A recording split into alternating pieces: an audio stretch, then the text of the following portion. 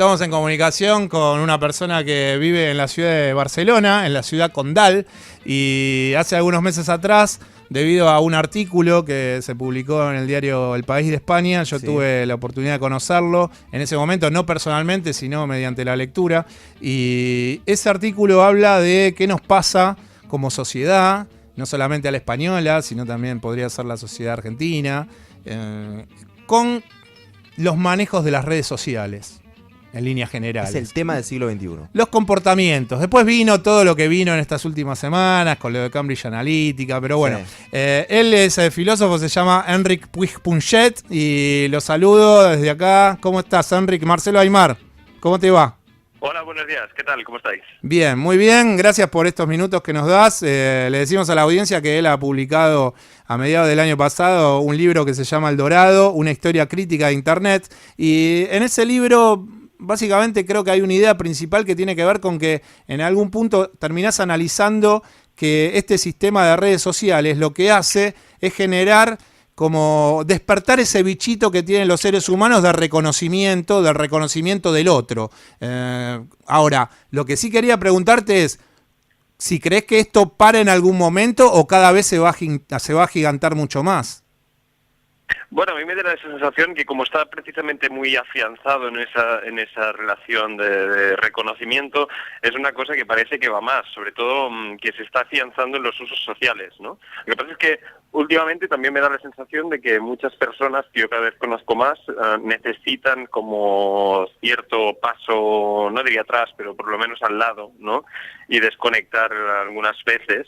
Por lo tanto, yo diría que parece que cada vez hay más como una especie de necesidad personal de desconectar, pero a la vez una presión social más y más grande por estar constantemente conectados. Enric, antes de sacar este último libro, El Dorado, una historia crítica de Internet, también publicaste hace un par de años un libro que se llama La Gran Adicción, cómo sobrevivir sin Internet y no aislarse del mundo. ¿Cómo viene en vos este deseo de empezar a estudiar estas temáticas? ¿Qué empezaste a percibir para hace algunos años darte cuenta que seguramente estos temarios te llevan ya 2 libros?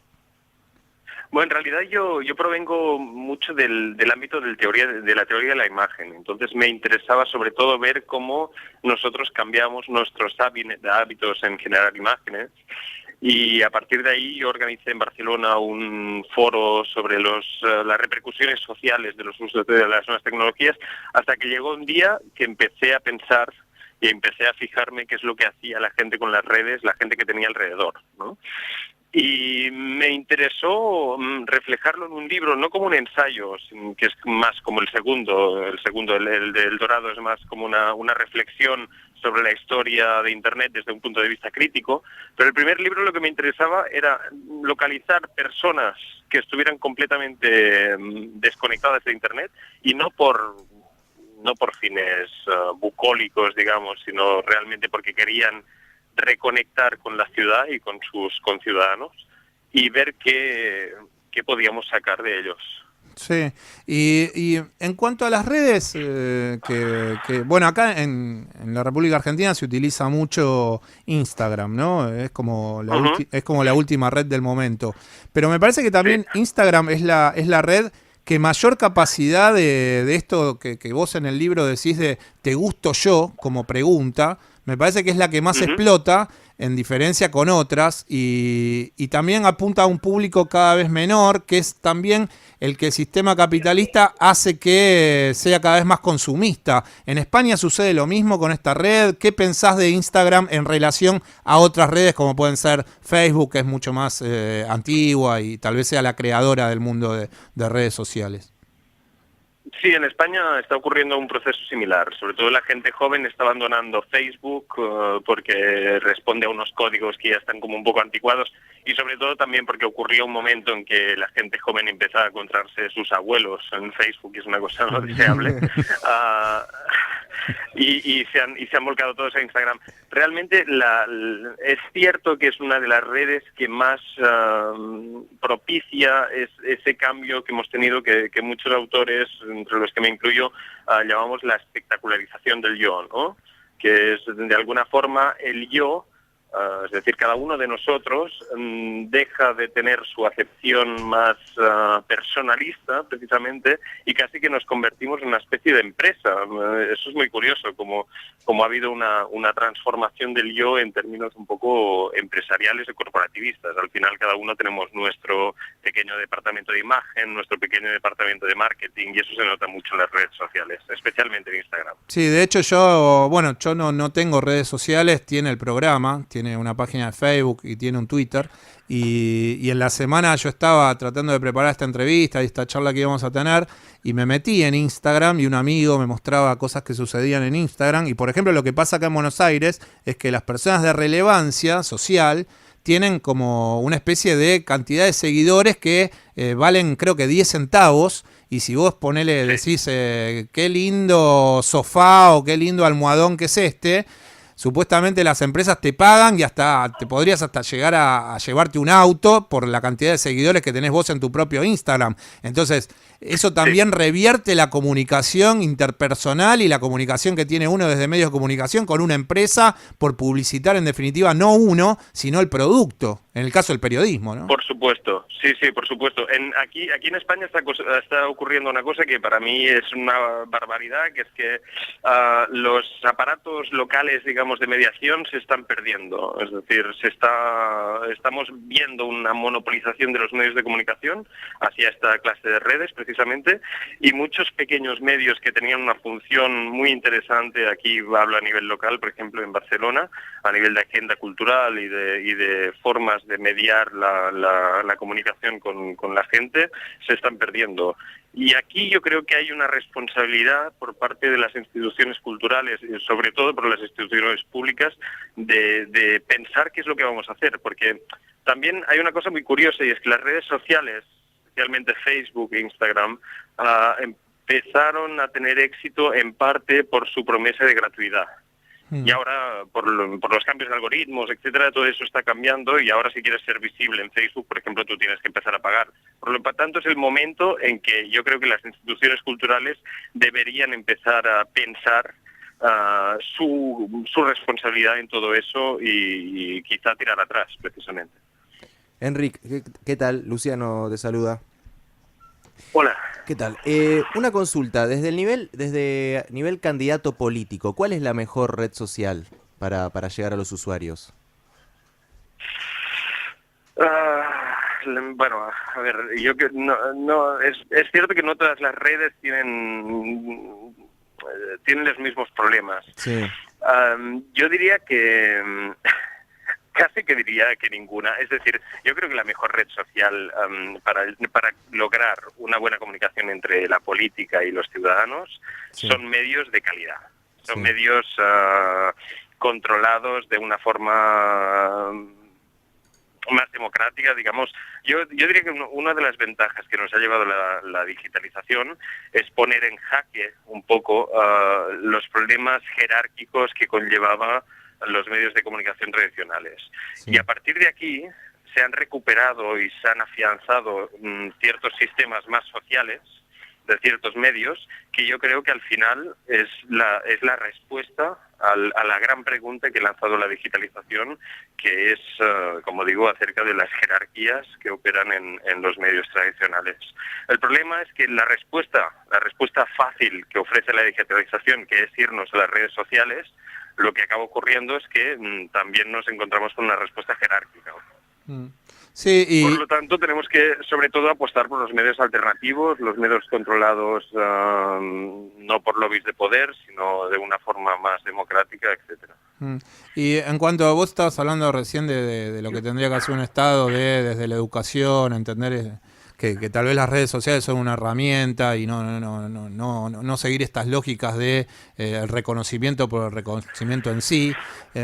La juventud o bueno, los que utilizan más las redes sociales, me parece que también son de alguna manera cautivos de la propuesta del sistema capitalista, que les dice, bueno, cuanto más vos quieras vender tu vida hacia el resto de los demás, más capacidad de captación tiene el sistema de poder insertarte en tu propia vida materiales objetos de consumo, ¿no?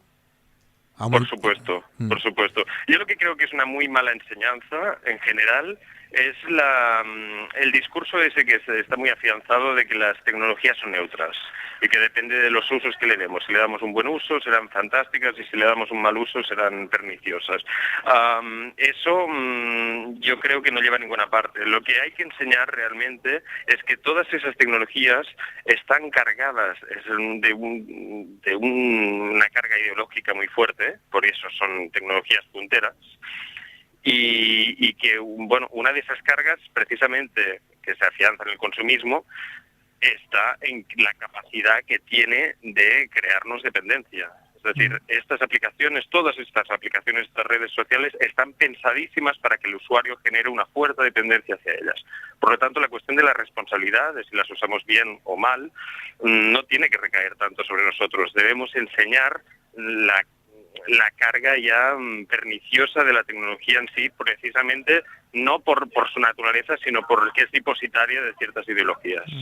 Y lo que se llama el procés, que es el proceso catalán que están viviendo ahora en lo que sería la comunidad, la Generalitat, ¿cómo repercuten las redes? ¿Los políticos tienen un discurso pro redes sociales en este conflicto, ya sea políticos que son de Ciudadanos o políticos de Esquerra Republicana? ¿Cuál es la lectura que hace el sistema político catalán en cuanto a redes sociales y este proceso catalán? O sea, son palabras de mayor incidencia en las redes para que la gente siga conectándose por ahí, o tal vez los políticos tienen en algún momento un discurso que tiene que ver con alguna de tus palabras, que no es tan bueno si esta herramienta es usada como está usándose hoy en día. No, al contrario, es que el proceso precisamente se ha apoderado mucho del poder de las redes sociales.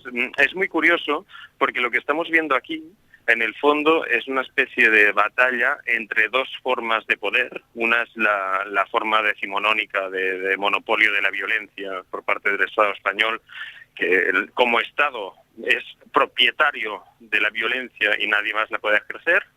Esa es la forma, digamos, antigua de ejercer el poder, y estamos viendo una nueva forma de ejercer el poder, que es a través precisamente de cómo se utiliza la masa crítica en las redes sociales. Y estamos viendo, es muy interesante en ese sentido, porque estamos viviendo dos polos distintos, dos enfrentamientos de usos del poder muy distintos.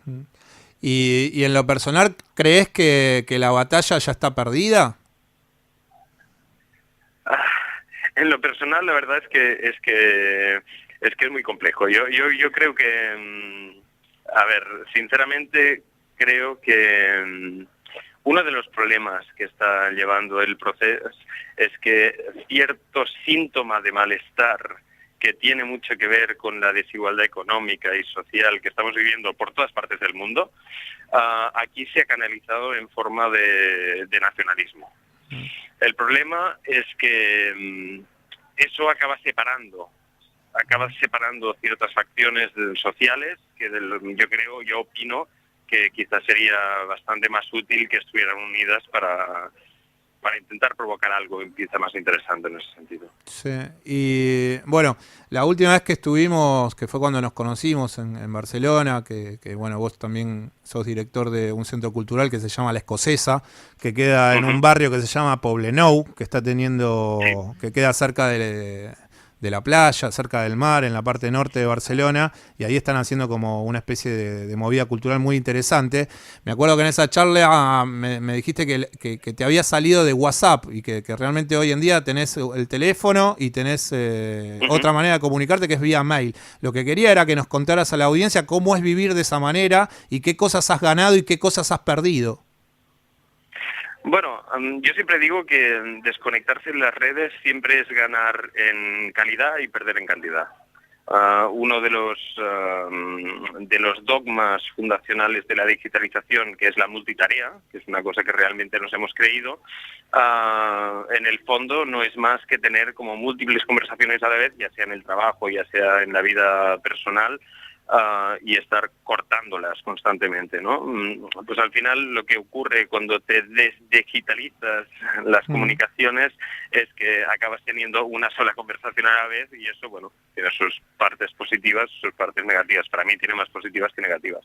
Sí, en cualquier caso, yo creo que hay que volver a apostar por la digitalización un poco o ir un poco en contra de la sobredigitalización en los ámbitos, por ejemplo, profesionales, porque otro de los discursos que también va muy de la mano de la multitarea es que la digitalización nos hace más solventes en el trabajo, cuando en realidad nos hace más productivos, cuando en realidad no tiene por qué ser así. Y yo tengo bastante comprobado que es quizás mucho más productivo pues una reunión semanal en la que la gente se ve las caras que no largas cadenas de mails o de WhatsApp.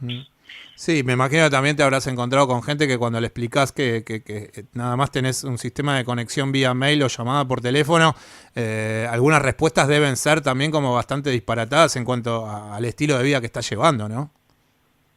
Sí, al final es en cierta manera un modo de resistencia, aunque la gente lo entiende y hay mucha gente que se acaba sumando porque también están un poco hartos de esa sobredigitalización. Sí. De hecho, en Francia se estuvo hace algunos meses atrás intentando aplicar o hacer una intentona de ley que el Estado regule esta realidad, que en realidad uno sale de la empresa y termina llamando contestando el mail del trabajo y que su propio jefe hasta le manda fuera de horario laboral, también él. Sí. El problema con eso yo creo es que, bueno, es el mismo problema que cualquier regulación así como de repente para intentar cambiar las cosas de la noche a la mañana. Yo creo que sobre todo tiene que ir junto con cierta voluntad de despertar el espíritu crítico y de un poco educar a la ciudadanía, porque yo cuando sucedía eso en Francia, yo siempre decía que al final puede acabar habiendo un problema, y es que si queremos que cuando lleguemos a casa que no tengamos la conexión con el trabajo. Lo que pasa es que si al final nos ponemos en las redes sociales y al final lo que acabamos haciendo es trabajar para Facebook o trabajar para Twitter, pues tampoco tiene mucho sentido. Yo creo que tiene que haber una reeducación ciudadana en ese sentido, de qué es lo que significa realmente estar conectado, qué es lo que significa estar en red y a quién repercute positivamente esta aparente gratuidad que nos están vendiendo con la digitalización. ¿Y el PP y Ciudadanos tienen relación con Cambridge Analytica? Cuando acá en la República Argentina hace un par de semanas salió la información de que en realidad habían trabajado, todavía no se sabe para qué partido, pero que trabajaron en las presidenciales del 2015. En España la pregunta es si el PP tiene conexiones con Cambridge Analytica, si Ciudadanos o tal vez partidos de izquierda. La verdad es que no tengo ni idea, no tengo más información que vosotros desde aquí. Sí, porque... Pero bueno, la verdad es que no es de extrañar por la conexión que está habiendo actualmente entre... Sí. No, porque si escalamos en esa información también podríamos decir que se tendrían que volver a rever las elecciones de Estados Unidos después del trabajo que hicieron en esos estados que eran claves para darle el triunfo a Donald Trump, que fue presidente, que es presidente de los Estados Unidos, teniendo menos cantidad de votos que Hillary Clinton, y que toma la campaña Cambridge Analytica en un momento de debilidad en cuanto al discurso de él, ¿no? Que tal vez era fuerte para los republicanos, pero no llegaba a aprender a lo que sería el público estadounidense en su totalidad. Sí, para mí al final todo lo que está ocurriendo actualmente con Facebook es el síntoma definitivo de que la promesa de horizontalización y democracia que nos prometían las redes sociales no es cierta.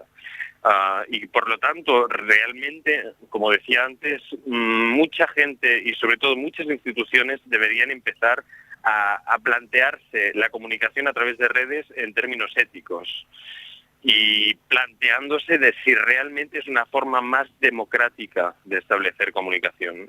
Todo eso abre muchos interrogantes que, como digo, ponen en entredicho las grandes promesas con las que se desarrolló en principio la digitalización. ¿Vas a terminar siendo especialista de este tipo de temáticas? Si hubiese un próximo libro, ¿también va a estar enfocado en cuanto a redes sociales? Seguramente, porque yo pensaba que no y pensar más en positivo, porque la verdad es que estoy ya un poco cansado de criticar la digitalización, pero es que, bueno, es que cada vez se vuelve más complicado todo eso y yo creo que hay que seguir batallando un poco.